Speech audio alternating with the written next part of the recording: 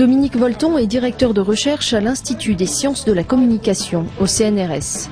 Depuis 20 ans, il a publié une vingtaine d'ouvrages sur la télévision, Internet, la communication politique et publique. Comment communiquer, avec quelle technique et pour créer quelle société? Le 18 juin, Dominique Volton est à Clermont-Ferrand et intervient comme expert à l'Université européenne de l'accueil des nouvelles populations. Alors moi j'ai envie de dire que le cœur de la communication publique, ça reste les hommes. Il ne faut jamais l'oublier. Les hommes, c'est quoi? C'est les élus, parce que mine de rien, c'est quand même eux qui représentent une région. Les élus, donc tous les élus. C'est aussi les entreprises, parce que c'est une région qui a une très forte tradition économique. Les entreprises, l'agriculture, etc. Donc autrement dit, montrer que c'est un tissu économique seul qui vit. Quant aux techniques, ne jamais oublier la radio. C'est de loin la technique la plus simple et la plus chaleureuse, parce que c'est la voix. Alors, utiliser les nouvelles technologies, le web, les forums, bien sûr, mais ne pas se tromper, il n'y a qu'une classe d'âge qui l'utilise, pas les autres. Ça privilégie la jeunesse très bien, mais il y a les autres aussi. Et puis, il faut éviter que ce soit une espèce de coupure ville-campagne. Donc, j'ai envie de dire, il faut un panachage de tout ça, sans oublier, en fait, des événements comme sont les foires, les fêtes, c'est-à-dire, je crois qu'il faut dire, cette région, c'est le centre de la France, c'est le cœur de l'histoire française.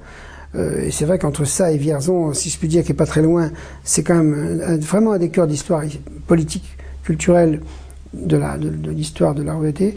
Donc, par conséquent, il faut le dire. Et il faut montrer, je crois, toutes les filiations historiques qui sont à la fois dans l'agriculture, dans la nature et puis dans les industries. Et donc dire, écoutez, vous arrivez là, ben voilà, ce qu'il y a en bien et en mal, en force et en faiblesse, et d'une certaine manière, en n'oubliant jamais que tout ça est dans un écrin de nature qui est quand même... si je puis dire, la communication, elle est autant dans l'accueil des commerçants, des politiques, des entreprises, qu'elle est dans les technologies. Parce que si vous voulez, si vous avez des technologies qui vous vantent énormément la région, avec des beaux films, mais quand derrière, il n'y a pas les rapports humains, les rapports sociaux, les gens ne sont pas idiots, ils nous cassent les pieds, c'est de la pub. Et si vous voulez, la différence entre la com et la pub c'est très utile. Ça consiste à... Mais tout le monde sait qu'un message, c'est de la pub. On vous vend un produit. La com, c'est que quelque part, on prend au sérieux le récepteur et qu'on lui dit pas n'importe quoi. On dit pas n'importe quoi dans la pub, bien sûr. Mais disons que la pub, on sait que c'est un message court, un peu, qui attrape. La communication, c'est je vous prends à témoin, donc ça oblige à traiter tous les aspects de la réalité, les aspects positifs comme les aspects négatifs, mais à ne pas réduire la com à de la pub, voilà.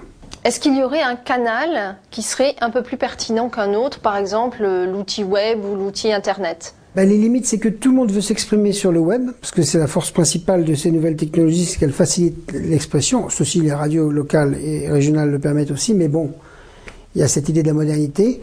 Par contre, le handicap, c'est clair, et on a vu la même chose sur les radios libres autrefois, c'est qu'au bout d'un moment, les gens ont essayé de s'exprimer, parce que tout le monde raconte plus ou moins la même chose. Même si aujourd'hui on répond plus facilement avec Internet, ça ne suffit pas.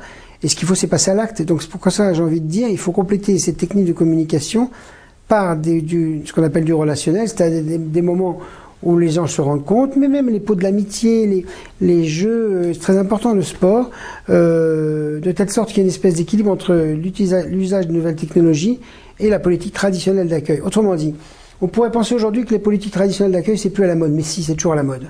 Parce que même si on est multibranché Internet, on a quand même des souvenirs, une représentation, et quelque part devant un député, un commerçant, un syndicat interprofessionnel qui fait de l'accueil, on dit bouf, mais mine de rien, on est content, parce qu'après il y a toujours le verre de l'amitié, et on va picoler un coup, on va se parler, et la force énorme des rencontres entre les hommes, c'est qu'après ils se parlent directement. Ils peuvent se parler par l'intermédiaire d'Internet, mais il y a une césure technique au départ, et puis une différence avec les hommes et les femmes, qui ne l'utilisent pas de la même manière, et une différence aussi de génération. Donc la pire des choses, si vous voulez, c'est quand une nouvelle technologie, au lieu de rapprocher et d'ouvrir, arrive au contraire davantage à segmenter. Donc il faut éviter ça. Donc il faut un peu de tout.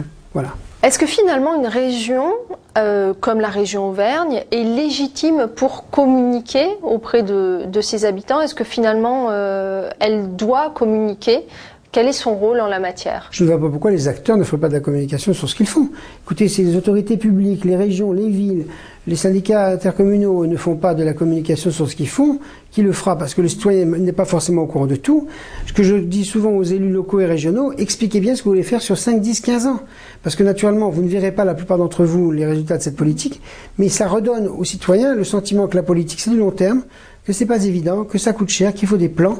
Et d'une certaine manière, ces plans sont une forme de revalorisation. Donc moi, je pense qu'il n'y a rien, il n'y a aucun inconvénient à ce que l'élite d'une région participe à la communication sur sa région. Il ne faut pas qu'elle mente non plus. Et de temps en temps, je pense qu'il mieux vaut reconnaître une faute, une erreur, un manque, plutôt que de le masquer. Et je crois que de temps en temps, on se grandit dans une communication quand on reconnaît ses limites ou ses échecs.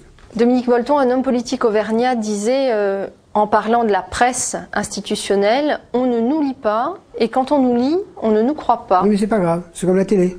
Tout le monde la regarde, tout le monde l'écoute, personne n'est jamais d'accord avec ce qui se passe à la télé. Mais ça fait un lien social.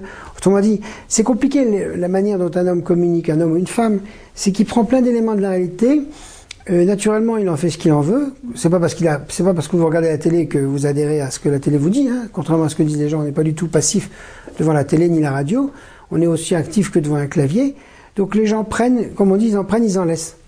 Et donc par conséquent, bien sûr, mieux vaut tirer vers le haut que vers le bas. Mais penser que le public est indifférent à ce qu'on lui montre, non. Je pense que cette communication institutionnelle et publique, elle a aussi pour vocation de mobiliser les arrivants. Et de leur dire, vous n'êtes pas là uniquement dans un bel écran de nature, vous êtes quand même dans un endroit où on a besoin de vous, la France change de génération, voilà. Et vous êtes une région absolument centrale, pas du tout déshéritée, avec d'énormes ressources naturelles, une tradition politique, économique, agricole extraordinaire. À vous de la faire vivre. Moi, j'ai presque envie de dire, je serais un élu d'un certain âge, je dirais, écoutez, je vous tends le relais. À vous. On a fait ce qu'on a pu, on a réussi ça, on a raté ça, à vous. Et en tant qu'élu responsable, je vois dans les 10 ans 3-4 changements importants, mais vous pouvez m'en proposer d'autres. Quelque chose qui établit tout de suite de la relation.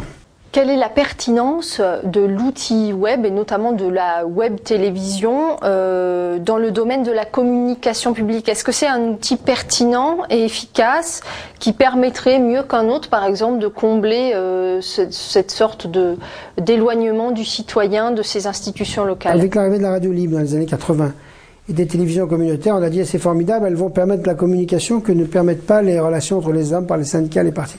Oui, parce qu'au bout d'un moment, tout beau, tout neuf. Mais au bout d'un moment, si vous voulez, et c'est ça le génie de la radio, de la télévision, et même d'Internet, c'est qu'en définitive, on veut bien participer à tout, mais de chez soi, de manière complètement indépendante. On n'a pas envie forcément d'être branché. Donc, d'une certaine manière, ce que j'ai envie de dire, c'est que on peut inventer des formes participatives par radio, télévision interposée, mais il ne faut pas que ça se fasse au détriment de la politique. Autrement dit, il faut les deux. Voilà. Et je pense que dans un moment où en Europe, on a besoin de revaloriser les politiques, qui globalement font un boulot formidable, je pense que c'est important de mettre en parallèle l'action des politiques et l'action de tous les autres syndicats, les associations, la culture, de telle sorte qu'on voit bien que c'est vraiment pas évident de faire de la politique. Quel est le rôle d'une collectivité régionale? Est-ce que son rôle c'est d'informer le citoyen, de l'informer, donc de lui donner des éléments pour débattre, pour s'inscrire dans un débat public local, quitte à réveiller ce débat s'il est un peu endormi, ou est-ce que son rôle c'est de communiquer, c'est-à-dire de se présenter sous son meilleur jour possible? Alors moi la réponse est très simple, les deux mots capitaine, c'est-à-dire que il n'y a pas de communication sans information, l'information c'est le message, que ce soit vous et moi qui parlions, un texte, une image, un son, bon, il n'y a pas de communication sans message. Par contre, la communication, c'est beaucoup plus compliqué que l'information parce que c'est les conditions dans lesquelles un message est produit, dans lesquelles il est reçu par un individu ou par une collectivité. Donc, si vous voulez, la question de la communication, c'est tout de suite la question de la relation, donc la question du récepteur. Et du coup, la communication, comme je le dis, est toujours plus compliquée que l'information. Alors, le progrès technique aujourd'hui est tellement fort qu'on peut produire et distribuer des informations dans tous les sens. Donc, on dit, plus il y a d'informations, plus il y aura de communication. C'est pas évident. La communication, c'est ce qui fait que des individus, vous et moi, on intègre ou on refuse des messages qu'on reçoit. Et plus on en reçoit, plus on en refuse. Donc quand on m'a dit, moi ce qui m'intéresse toujours, c'est de dire deux choses. Un, il n'y a pas d'information sans communication, parce que ça ne sert à rien d'informer si on ne s'occupe pas des raisons pour lesquelles les gens acceptent ou refusent. Et deux, il n'y a pas non plus d'information sans communication, au sens où c'est quand même la communication qui valorise l'information dans l'échange. On parle, on envoie des mails. Et donc, je dirais, les deux vont de pair. Le plus compliqué, c'est la communication. Le plus facile, c'est l'information. Et les techniques, de toute façon, rendent un énorme service, mais il faut se méfier, ça peut être un piège. Parce que l'enjeu de la communication, si vous voulez, c'est d'une part, bien sûr, gérer les gens qui pensent comme vous, mais c'est le plus souvent apprendre à gérer des relations de gens qui ne pensent pas comme vous. Et puis le deuxième enjeu de la communication, qui est le plus important, c'est qu'il faut sortir de la communication pour retrouver les êtres humains. C'est qu'au bout d'un moment, après avoir passé des heures et des heures sur la bécane, ou sur les jeux vidéo, il faut bien éteindre la bécane et puis sortir dans la rue, aller au bistrot et se mettre à... Voilà. L'idée simple, c'est que l'enjeu de la communication, c'est les relations humaines, que la grandeur des hommes, c'est de communiquer ou de ne pas communiquer entre eux, et que là-dessus, au bout d'un moment, la technique n'est pas efficace, sauf la technique universelle comme le téléphone, parce qu'on se connecte de deux individus par la voix et directement, ou la radio. Mais sinon, les autres sont compliqués. Donc j'ai envie de dire oui à toutes les techniques de communication, à condition de savoir que c'est toujours le plus facile, la technique de communication, et le plus compliqué, les hommes. Merci beaucoup.